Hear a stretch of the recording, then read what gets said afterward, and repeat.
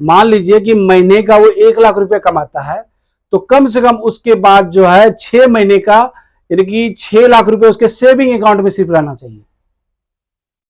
ये बहुत इंपॉर्टेंट है। उसके बाद के पैसे को उसको निवेश करना है, उसके बाद के पैसे को शिक्षा में खर्च करना है, उसके बाद के पैसे को दान करना है, हर चीज के बाद को करना है।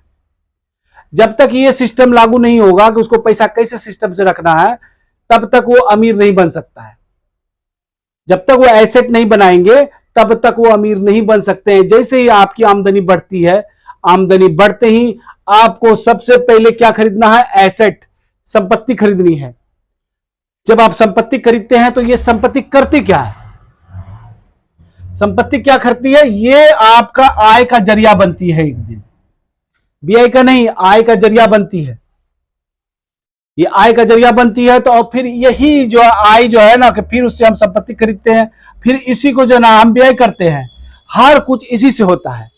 क्योंकि शुरुआती दौर में ही अगर आप 5-10 साल तक अगर संपत्ति खरीदते रहते हैं तो वो क्या होता है? वो बढ़ रहा है। तो जितनी आपकी आमदनी है महीने का, उससे ज्यादा अगर इससे जो आप संपत्ति बनाए हैं उससे आपको पैसा अर्निंग होने लगे, जो आप निवेश किए हैं उससे ज्यादा पैसा आने लगे, यानी कि पैसिव इनकम उसको बोला जाता है, उससे पैसिव इनकम आने लगे कि एक बार भाई पैसा का हम प्रॉपर्टी कुछ भी खरीद दिए, उससे उतना पैसा हमको रेंट आ रहा है, गोल्ड खरीदे उसका प्राइस बढ़ रहा है, या स्टॉक खरीदे उसका प्राइस बढ़ रहा है, उससे हमको पैसा आ रहा है। और उसके बाद जितना हम महीने का मान लीजिए 1 लाख जो है अगर हम कमाते हैं, उतना रुपया हर मंथ हमको इसी से आ जा रहा है, तो समझ जाइए कि आप धनवान बन चुके हैं। और आपके पास जो है ना कि ये संपत्ति जो आप बनाए, ये पैसा आपको डाइल्यूट करके देते रहेगा। तो इसलिए टेंशन नहीं रहेगा कि आज मेरा रोजगार ज्यादा चल रहा है कि नहीं चल रहा है। आपको ये टेंशन नहीं होगा कि हमको ये अचीवमेंट करना, नहीं पूरा करेंगे तो हमको नौकरी से निकाल देगा। अगर हम इतना स्टॉक नहीं बनाएंगे, इतना माल नहीं तैयार करेंगे तो हम मेरा कॉन्ट्रैक्ट छूट जाएगा, कुछ भी कंपनी का जो आप काम करते हैं या कंपनी आपकी है, तो प्रॉब्लम यहीं से चालू होता है। इसीलिए सबसे पहले हर व्यक्ति को संपत्ति बनानी चाहिए, ताकि वो इतना पैसा बना दे कि मेरा जो घर खर्च है, जो मेरा लाइफ स्टाइल जो है, हम मेंटेन हमेशा रख सके।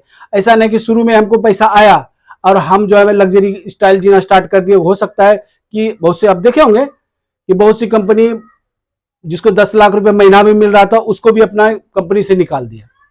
रिसेशन जब आता है, कंपनी को अर्निंग बंद हो जाता है, तो वो छटैया करती है अपना एम्प्लॉय का। आईटी सेक्टर में आपने कुछ दिन पहले देखा होगा, या इधर रिलायंस में भी देखा होगा, 40,000 कर्मचारियों को उन्होंने निकाल दिया। ऐसा ही हो रहा है ना। इसीलिए जो अभी आपकी स्थिति है, अगर वो हमको निकाल भी दे तो हमारे पास